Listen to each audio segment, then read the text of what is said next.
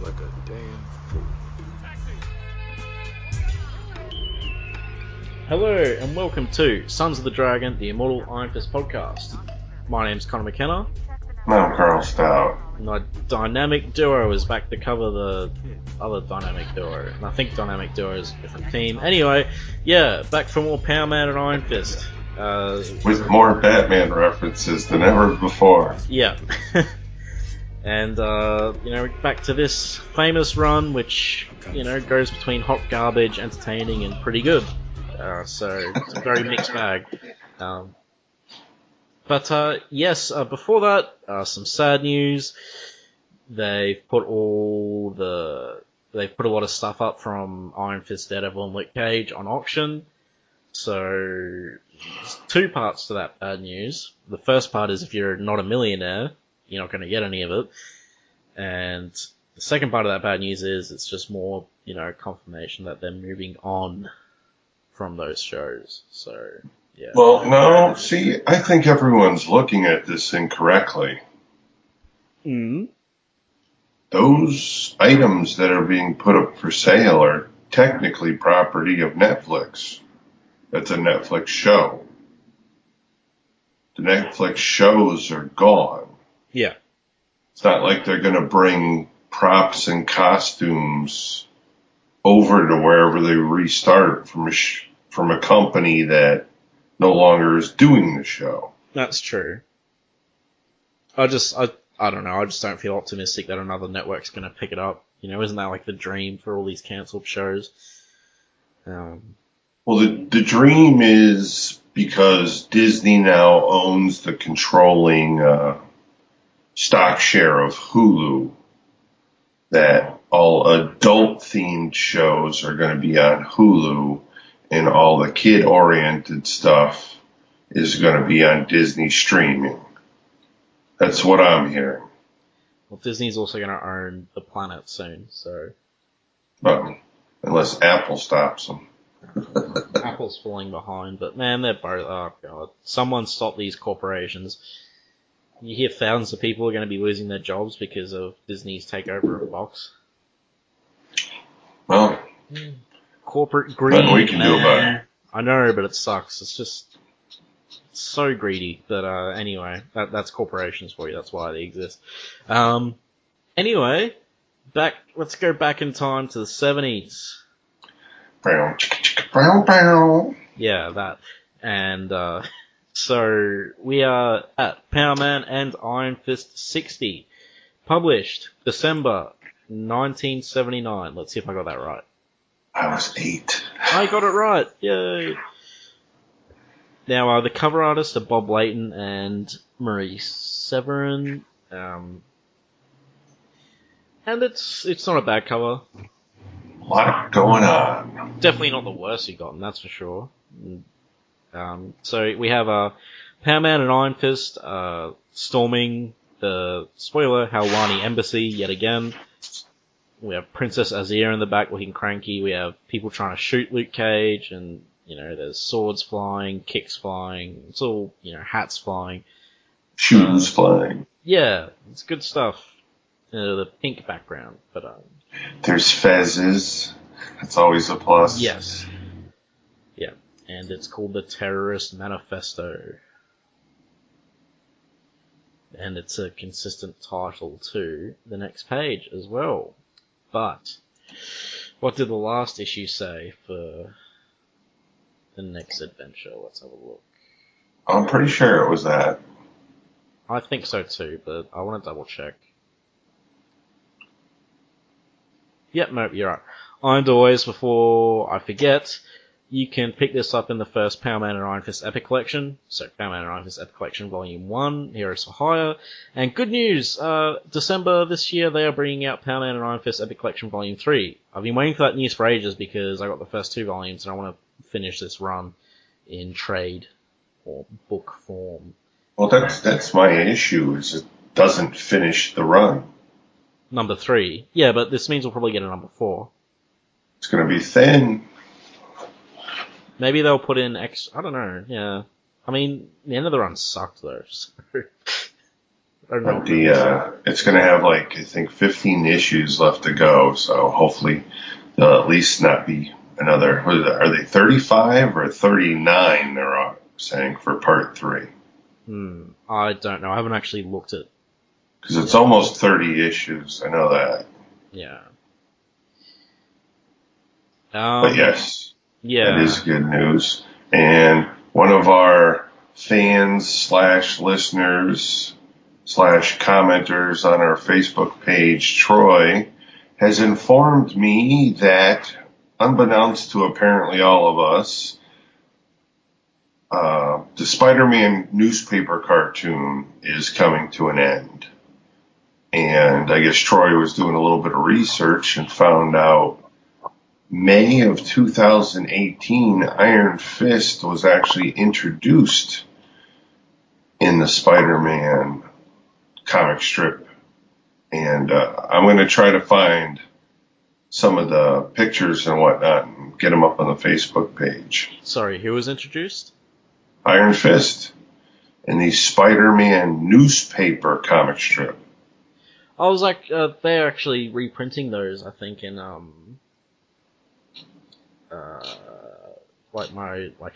comic book shop news thing, and it has Iron Fist and Spider-Man fighting the Kingpin.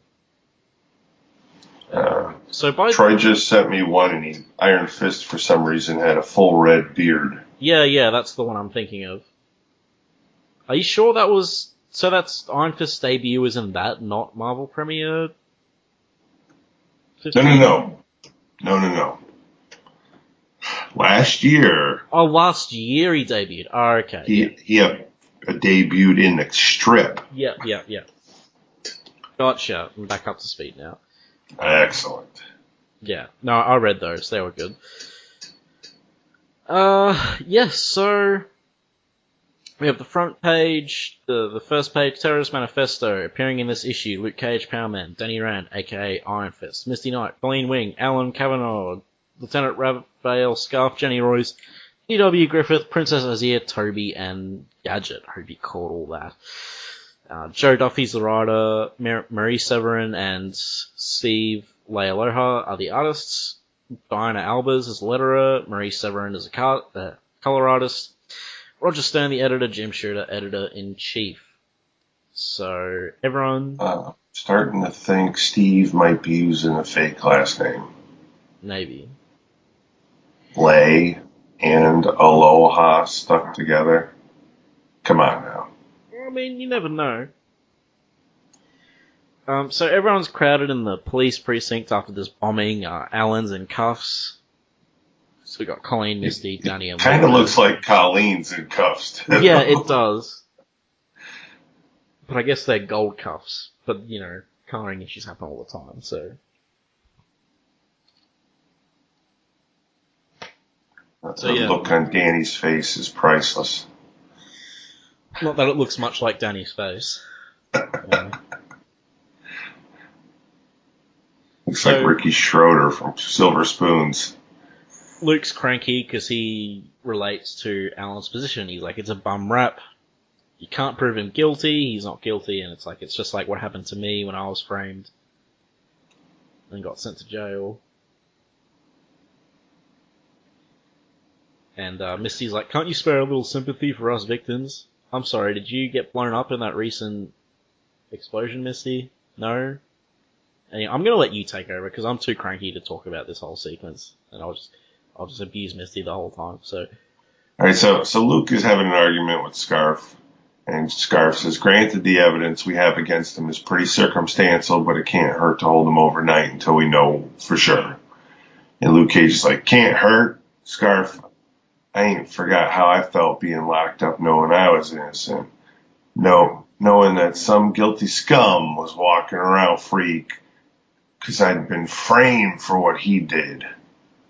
Don't jive me with no can't hurt.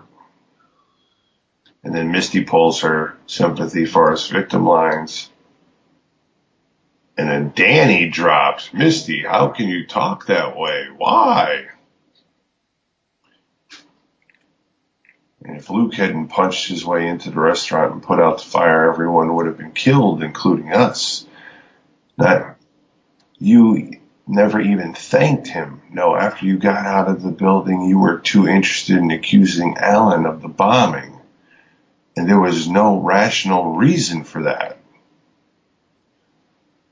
Oh, sure, just because Kavanaugh is a known IRA bomber responsible for 12 deaths, and just because he was snooping around the restaurant before the bomb went off, I suppose, that doesn't make him a good suspect? Big question mark.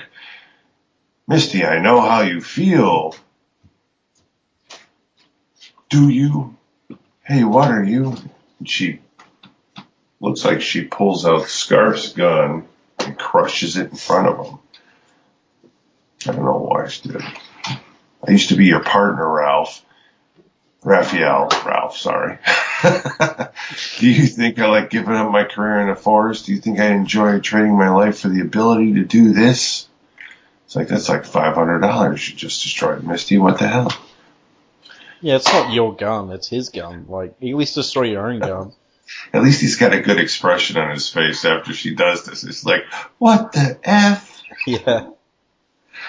Misty Knight, bionic detective, is a freak with a robot arm, is more like it. That was my service revolver. The department is going to want an explanation in triplicate. You know what they could do with their triplicates, Raph? It was a terrorist bomb that cost me my arm. It cost me that badge. I've got the right to hate bombers. Misty, you were a good cop. The best. So think like one, will you? Kavanaugh's not the man who maimed you. You can't blame him for that. And there's no solid proof that he's tonight's bomber. There's a lot of words on this frickin' page. Yeah. I mean, well, you don't read them out, just summarize, like, what's going on. Blah, blah. They're all still arguing. Misty. Right, so Colleen is basically like, look, we all need to chill out and get a good night's sleep. We'll meet tomorrow at the office and discuss what we're going to do. Yeah. And they're still, they're still bickering about the same crap. And Misty says that, you know, Danny and Luke are heroes for hire. We have our own business to worry about, remember? Yeah, and then she pretty much storms out. You know. And Danny's like, what am I going to do? Like, he's asking the lieutenant for advice, and it's like, I wouldn't ask that guy anything. He's useless. Beats me, Danny. I've known Misty for years. And if there's one thing that's tough for her to do, it's opening up to someone else, anyone else, when she's in pain. It looks like that woman better learn to bend, and soon, or she could end up breaking. So, next day. We cut to Danny, Luke, and Jenny, their secretary, sitting in the office, and the Helwani ambassador comes in, the guy who the bomb was there to get, and they want to hire the ambassador. And although it's funny because Luke demands answers from him, it's like, why would anyone want to blow you up? I demand you tell me now. It's like, well, he's an ambassador. I'm sure lots of people want to kill him for various reasons. But they want to hire them for $1,000. And Luke's like, hey, we'll do it. Because they want to hire them to find the guys responsible and bring them to justice. So they take the job, and they start... he sends them towards like a restaurant, club sort of thing. And Iron Fist name drops the ambassador's name, and they get taken like to a VIP sort of table. And then they're approached by these two guys who pretty much announce that they're rebels and that their organization is responsible for planting the bomb. And they give them a speech about how, because you know, how their people, like their country, you know, most of their people are just forced to work in horrible conditions. It's a really brutal dictatorship. And Danny's like, but I'm friends with Princess Azia. She couldn't be like that. And then he remembers her threatening to flay Kumbala Bay alive because he disobeyed her. Well, he tried to kill Danny. But anyway, that was all the way back in Marvel Premiere 10. Some history idea right there. Boom. Yeah. So, yeah, she's pretty much saying the Helwani, including Princess Azia, are all, awful, evil dictators. And, that being said, doesn't really justify blowing people up, does it? So, I think Luke decides to go to Alan's to try and track the bombers. Well, you're missing that. Yeah, this guy Actually, in the paper, he shows them a newspaper from his country, and it's actually stated that the government has formed an alliance with Luke Cage and Iron Fist, and they threaten the people with that fact that they'll basically come and get them. Yeah. It's just like North Korea. So, we go to...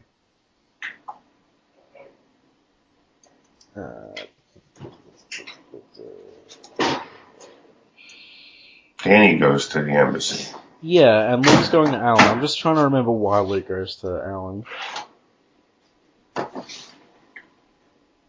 Oh wait, no, Luke's not going to Alan, he's just going home.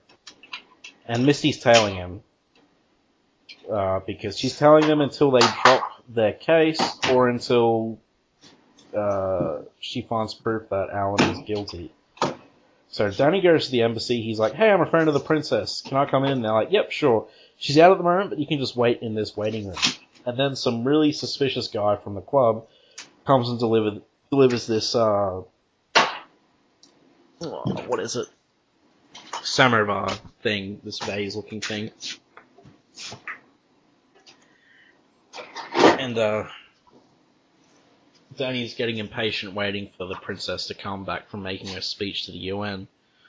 And Luke goes into his house and finds Alan there with DW.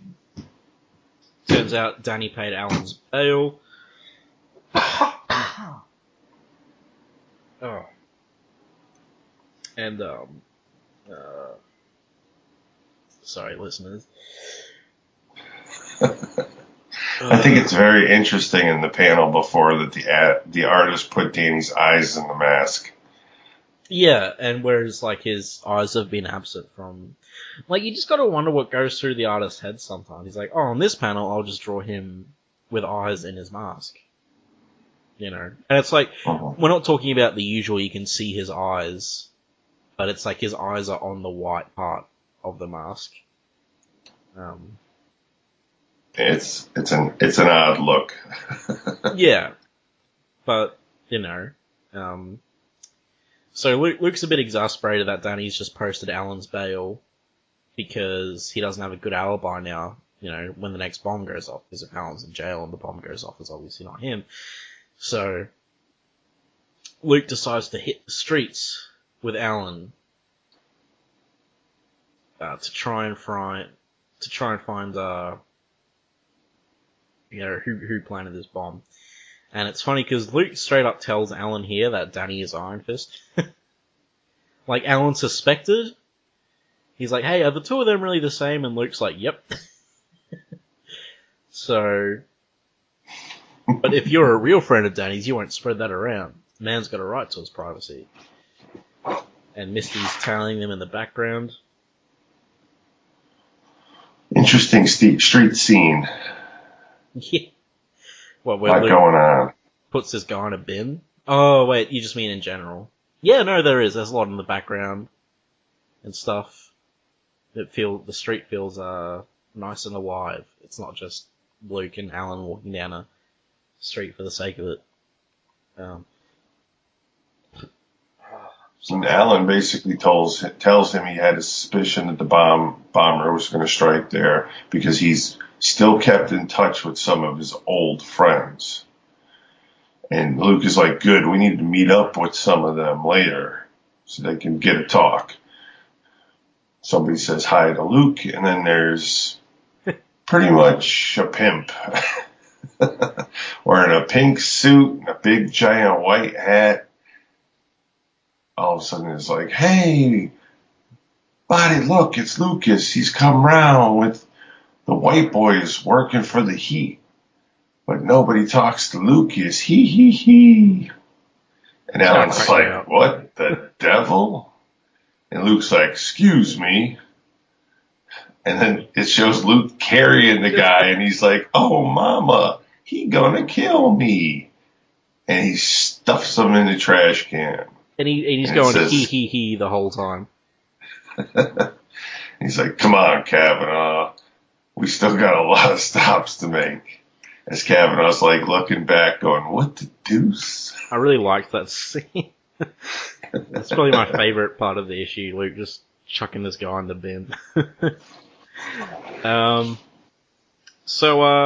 Here's my favorite panel. Which one? What, the first one? Much later. Afternoon, Toby. It's me, Lucas. I know I recognize your footsteps. Who's that with you? Has Iron Fist finally come to meet old blind Toby? So what makes that your favorite panel? Look at the album. It's Alice Cooper. Oh, okay. Right. Don't worry. I know who that is. I just don't recognize the album cover because I'm not an old man. Shush. Not old grandpa. I'm not a grandpa yet. God, don't wish that on somebody. So this is Toby, blind Toby. He's been around in these issues before. And Toby informs Luke that, the bombers aren't local talent. And somebody local is supplying them with explosives, though. And apparently the Gadget Man is back in business. We all remember Gadget from the, Yeah. Meanwhile, Gadget. In the Hawani embassy, oh god, Danny is like, this whole sequence is hilarious. So, Danny's like, I wonder if the butler's forgotten about me. Maybe I gotta look for him. It can't do any harm. Hey, I wonder what's in that big safe. It looks important. Maybe if it's open, I could take a look inside. Princess Azia shouldn't mind too much. Unless what Saba told me is like, I think regardless of whether or not she's like an evil person, I think she would care if he just starts going through her safe. Yep. Even if it's open. I mean, and, so this guy comes up and accuses Danny. Kabbalah Bay's replacement, apparently. Yeah, like the same body type. And he accuses Danny of spying, which is pretty apt, to be honest. And so they have a fight. Danny takes him out with like 2 strikes, which is pretty cool. And then he ties him up. He's like, that should hold him, and if my suspicions are wrong, I can always pay the embassy for these ropes. Then he goes back to trying to crack the safe. Yeah. The safe is locked. How am I going to find out what's inside? Danny, yes. No. I mean, I guess this is the whole naive Danny angle, because he's talking about how he's like a warrior from Kunlun. That's the vibe I'm getting from Joe Duffy's writing of Danny, is that he's still very much a man of Kunlun, trying to fit in to, the subtleties of Western society, which I don't mind. I like it. It just makes him seem really stupid sometimes, like this instance. Mm-hmm. Like even in Kunlun, I mean, surely it's like, Lei Kung has a box he doesn't want people to touch. Surely he won't mind if I go in there and touch it. Like, that's yeah. So Misty's still stalking Luke and Alan, and they're in Gadget's hideout. And Gadget immediately spills the beans because Luke is scary. Yes, he does. Yeah. Breaks a sweat and everything. Yeah. So he pretty much he's like, the ones who blew up the Hawani cellar. Their leaders, Alan saying their leader calls himself Farouk. And Gadget immediately spills Farouk's location as, 205A West 80th Street. The basement. I sold him some stuff this morning. And it was like the quickest interrogation ever.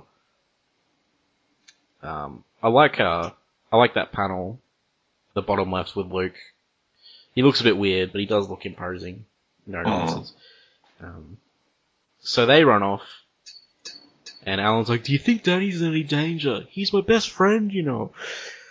And then we go back to Danny, reaching the logical conclusion of his stupid train of thought. So he's like, I suppose even if I took the gag out of his mouth, he'd refuse to tell me the combination of the safe. There's only one thing left to do. And of course, as everyone who's reading this could probably predict, as soon as he saw the safe, he blows it up with the iron fist and starts looking inside. And he's like, I don't know how I'm gonna explain this to the princess. They turn out to be old love letters. And apparently it's worse than the rebel described. The whole country is being, strip mined. Yep. Entire towns full of people are dispossessed to give foreign governments and private businesses access to their minerals, and all the profits go to line the royal treasury. I've got to tell Luke about this. And Princess Azir comes in, and, despite the fact that he previously saved her life from a softball monster, she is not happy, because as she says, and I agree with her here, you came here under the guise of friendship to aid those who would destroy me. For that you must pay. I think that's a pretty understandable way to feel. I'd be pretty ticked off too. Not that I condone what she's doing, obviously, in a general scheme, but in this instance with Danny, he's really got himself into this. You don't keep friendships this way. Having a princess could have been a pretty handy asset, but whatever. So Danny starts kung fu fighting everyone and winning. He gets slashed on his right leg. So Danny's pretty I don't know how to describe how he looks, but I like it. He's very agile in these. Sort of, very lean. I like the way this fighting's done. I like the guy's facial expression and karate chops in the solar plexus. Well, apparently that would hurt a lot. He's knocked that guy loopy. Yeah. And the princess is like, if you won't surrender and face trial and execution like a man Iron Fist, then my personal bodyguards will kill you like the dog you are. And so then we cut back to 205A. Yeah. So Luke bursts through the door and just goes, "Hey, Farouk, you in here?" And Farouk immediately outs himself. "I won't betray my followers or my ideals. I'm the leader and I'm proud of what I've done." And Luke's like, "Shut up."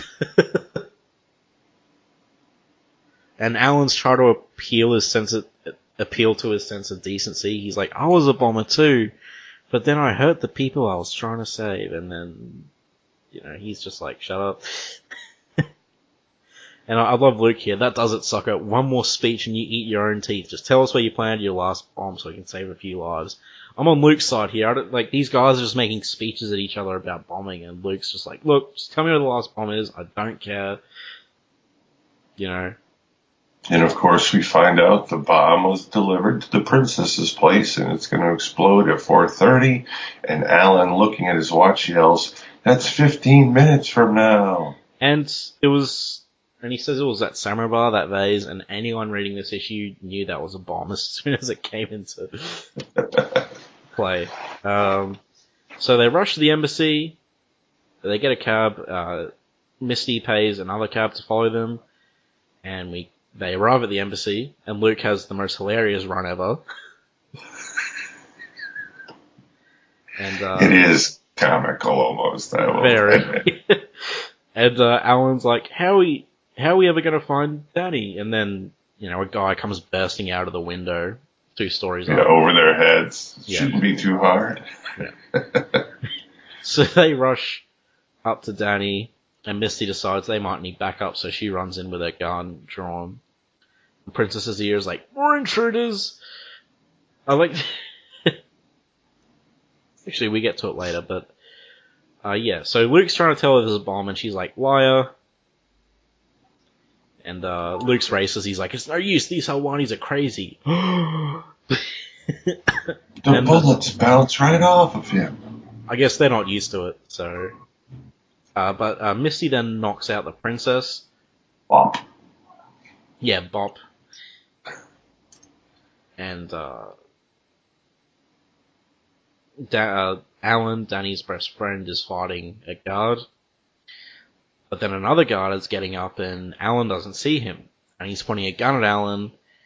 And Misty's having a bit of a moral decision. She's like, I could let the guard shoot him dead.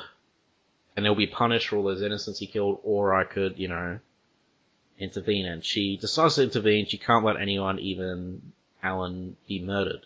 And she's no better than he is. So she saves Alan. They both rush off. And they join Luke upstairs with a room full of beaten up guards. And meet up with Danny and that really suspicious vase. So Alan rushes to grab the vase. He grabs it. He throws it out the window. And he's confused as to why it doesn't blow up straight away. And it turns out his watch is fast. Baradoom. I don't know how Luke knew that. But I don't know how Luke knew his watch was fast, but maybe he just guessed. Yeah, so 3 days later we cut to an early rainy evening. Actually, no, let's wait. There was a line said by the princess, right, that she's sick of, being raided by superheroes or something. Like Spider-Man and Thor had previously raided this embassy. So I'm guessing this fictional nation was a bit of a punching bag for the Marvel Universe at this point, if their embassy is constantly being invaded by other superheroes. Mm-hmm. Of course Spider-Man does it, because Spider-Man does everything in this era, so he's been everywhere at some point. But anyway, yeah, back. So 3 days later, Danny and Alan are having a heart-to-heart, and Alan's like, I might join the Peace Corps. He's like, I was trying to throw my life away when I saved yours. Oh, really? I never guessed that. Try and make amends for those folks, me bombs killed back in Ireland. So, yeah, the blah, blah, blah, everyone has pain locked inside. Misty suffering too, boss of her arm, I'll miss you, Alan. Oh, Danny, me best friend, I'll miss you too. I'll be in touch, unfortunately. And, Heart of the Dragon, Danny says. Oh, Danny's arm is in a sling as well, because, he got sliced by that guy. So... He got slashed on the leg. Misty comes up behind Danny, and she apologizes for the way she behaved. And, there's a line here, Misty, knowing the problem is half the battle. Because Misty acknowledges the problems within herself and her dealing with her trauma. And, I'm sorry I don't sound more excited about this, but, I didn't really go for, I mean, it was nice to see Misty get character development. Mm-hmm. I liked that. Because I was really annoyed at her at the start of this issue, but then she, grew as a character and made choices and realized faults within herself and stuff and, grow more in the future. But just there's so much talking here, and it's all about the bombs and the loss of the arms, and it's this is all stuff we've heard before, and we already know, except for the Misty stuff at the end, so I'm just I don't care. I don't care about Alan, I never have. Alan is lame, I hate Alan. If you like Alan, or if you're a part of the Alan fan club, I apologize. But that's just how I feel. But I do have to wonder if there was some challenge at Marvel to see who could put the most words in a frickin' issue. Because there's so many words in this comic issue, it feels like it's a Shang-Chi comic. Because this is literally the dialogue that goes on in a Shang-Chi issue. There's 3,000 words in this comic book. Yeah, but they're not good words. Like, words are Yes, fine if they're good. They're very repetitive. Like, I love, Word bubbles should not have 57 words in it. yeah, like this is all dialogue we've heard before, you know? Like, it's just not particularly interesting. Like, if this was all lore about Kunlun or, like a villain for, like, actually relevant, or something to do with Luke's backstory that we didn't know about, hey, sure. Or if it was actually supposed to remind the readers of, things that happened, like, 4 years ago in real time. But this is all stuff that we've gone over in the past couple of issues. And as I said, that those last 2 panels with Misty and Danny, they're good. Yes. All the words there are fine, but all the other words in this ending is just like, just hurry up. Like, it just took way too long to read this issue for what it was, Like, this issue was playing it straight and seriously, but it just wasn't a compelling story, in my opinion. Like, the serious issues of Power Man and Iron Fist can be good, and there is definitely good ones. Like, there's a lot of Kunlun stuff. That one where they're stuck in the nuclear shelter in the Arctic or whatever, that was awesome. Yep. And then they do awesome campy stuff as well and parodies, but like, this is an example of like when it's just kind of a dud. Like, even this issue was so heavy, they had to throw half a page of a goofy pimp running his mouth to Luke Cage to try to lighten it up. And you even look at like the start of the police station, there's so many words, like, I think, yeah, it's just, I don't know, like, the robot trilogy, yeah, that was bad, but it was just kind of fun at the same time, because it was so, like, ridiculous. But this is trying to tell, like, a grounded story about, past regrets and, like, the IRA bombings and stuff, and I'm just not buying it. I'm just not interested. Leave that to Punisher Max. Actually, that's not right. I mean, I'm sure they could do it well, but they just didn't do it well here. Unfortunately. Yeah. It was cool to see Princess... They went too heavy. Yeah. It was cool to see Princess Azir back. Yes. Because I like when they explore, like, hanging plot threads from the Iron Fist run, but, yeah, kind of I don't know, I didn't really like this issue that much. No, I wouldn't check this in the winner's box. No. Good fights, though. Yep. But the artwork was a bit wonky, especially in terms of faces. Yeah, like, who is that in the end there? That's not Danny. It's the Hieroglyphy clone Danny making an early appearance. But I mean, the title of the next story sounds promising. Who's been sleeping in my grave?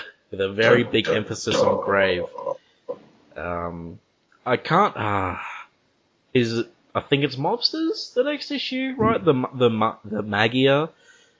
I can't remember. I think it might be them though. I don't know. I'm not peeking. Those guys are always fun. So,